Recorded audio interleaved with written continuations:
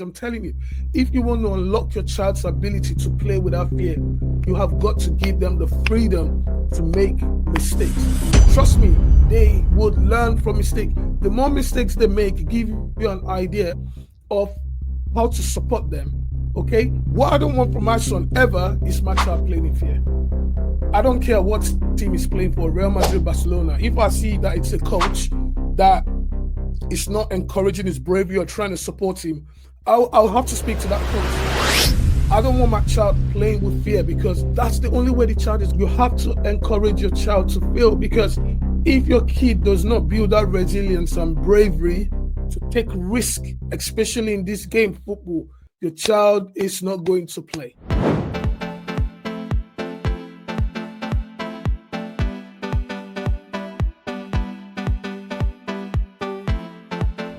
Ask this question, Ola, my son learns a lot of skills from different coaches, but he does not apply his skills in the game or at training. He lacks confidence to do it. These parents will say these things, but then when I go on the side and I watch, I can see the parent cannot stand seeing their child make mistake. So now the child has tried an idea, made a mistake, quickly have a glance of dad or mom, and they can see the reaction. What does that tell you? Now they don't want to try again. They don't want to hurt dad. They don't want to hurt mom. This is the reason why they're not brave enough to try it again. The kids that I work with and what I tell my son, honestly, like this is so funny. I tell my son and the players I work with, I want to see you make a lot of mistakes.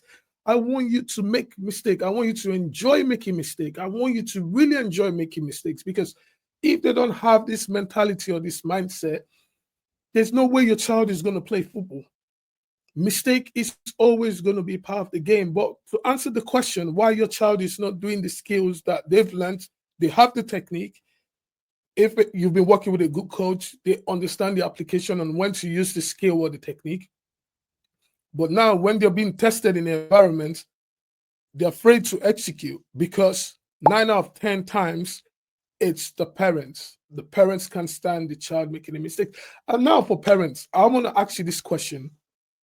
I want you to pick a new skill because I would see parents, maybe the child have just learned to double step over, or maybe learned to rainbow flick, or a flip flap, or a Rabona pass, whatever the skills is, or the pass or shooting technique is. Maybe can you try and place the ball with your right foot or your left foot?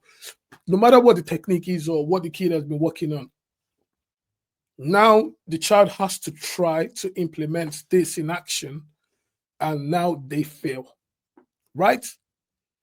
The mistake parent make is they show that you are not allowed to make mistake or you've just messed things up. And kids by default, in the most part, always want to please their parents, right?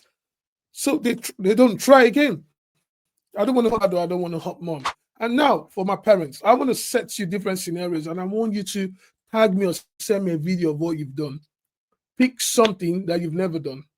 So maybe pick a song, learn to start singing. Just pick a whatever song that you like, and now try to sing these songs to your family, to your friends, to your co-worker, to your colleagues, to your employees, whatever your situation is. And I want you to sing it without making mistake. Then that will give you the reality of what these kids go through, guys. These kids, they go through so much pressure already. Now the kid wants to try to take the skill. He's thinking in his mind, if I make a mistake, my friends are going to see it. My coach is going to see it. The people watching are going to see it. Other parents are going to see it. Their grandparents might see it. My grandparents might see it. My coach will see it. My assistant coach will see it. All these thoughts are running through their mind. But then, can you dare your child to say, just go ahead and fail and enjoy failing? Guys, this is the blueprint, guys. I'm telling you, if you want to unlock your child's ability to play without fear, you have got to give them the freedom to make mistakes. Trust me, they would learn from mistakes. The more mistakes they make, give you an idea of how to support them. Okay? What I don't want from my son ever is my child playing in fear. I don't care what team is playing for Real Madrid, Barcelona, if I see that it's a coach that is not encouraging his bravery or trying to support him, I'll have to speak to that coach. I don't want my child playing with fear, because that's the only way the child is going to learn. And if a child keeps failing, let's say trying to shoot, and they've made 10 mistakes trying to shoot, you get the idea. They're in the position where they need to shoot, but they're not shooting the ball the right way. Now it's an opportunity to support the child. Okay, I can show you the technique to do it. It don't mean showing the technique means the player is still going to get it straight away, but at least it's a blueprint for the player to work with. Harry Kane to today still practices finishing, guys. He's 32. He's one of the elite striker at the moment, but he still practices. How much more your 6-year-old, 7, 8, 15? You have to encourage your child to fail, because if your kid does not build that resilience and bravery to take risk, especially in this game, football, your child is not going to play. Okay, so for all my parents, I want you to go away, pick something that you're never good at, be it cooking, be it singing, and go to your workplace, and I want you to start singing without making a mistake, and see how you feel. Are you confident to sing? Does it feel good? If you're brave to go and sing or do that stuff that you're not good at, what's the emotions like? What's going through your mind? This will give you an indication of what your child feels when they're being asked to go and execute something that they're not comfortable at executing. This is the idea. I'm telling you, you just pick whatever it is. It could be programming, learn to program something and call a group of people and say, I'm going to program this software to do these things. And all these people watching behind you doing it live, see how you feel.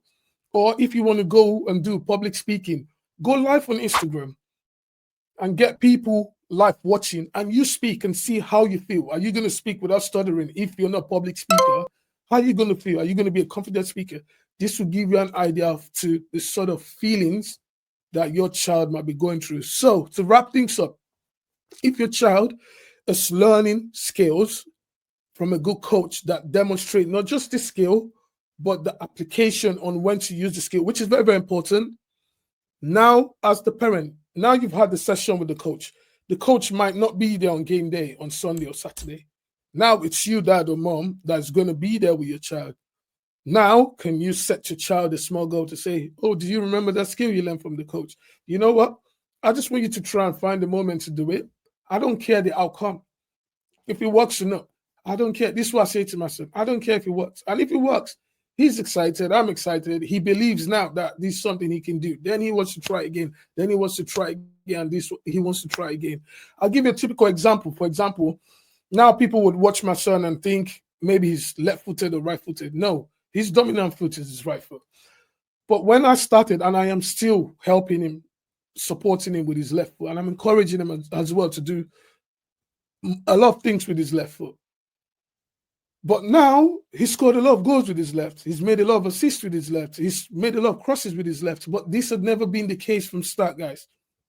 I remember when my child would try to pass the ball to the wall with his left foot, and he'll almost be falling down because he didn't have the balance at the time. And when I started to see some level of competency in his training performance, I would say to him, son, when you get into the area, if your coach has asked you to play in the left wing, when you get in that area, instead of cutting back and passing or dribbling and going and shooting with your right foot, just try and cross. I don't care if the cross goes to goal kick, if the keeper saves it, if it was a horrible cross, just try it. Just try. And whenever he does this, I count it as a win. I tick it down. I tick it down. 1, 2, 3. And I hype it. You know, and now he's confident now that he can just go on his left foot and try and shoot with his left or cross with his left, because when I see him make the mistakes, I care less. And this is the way I instill confidence. And this is the way you can also instill confidence in your child. So again, please remember the game. Speak to your child about something you've never done and try and do it and see how you feel.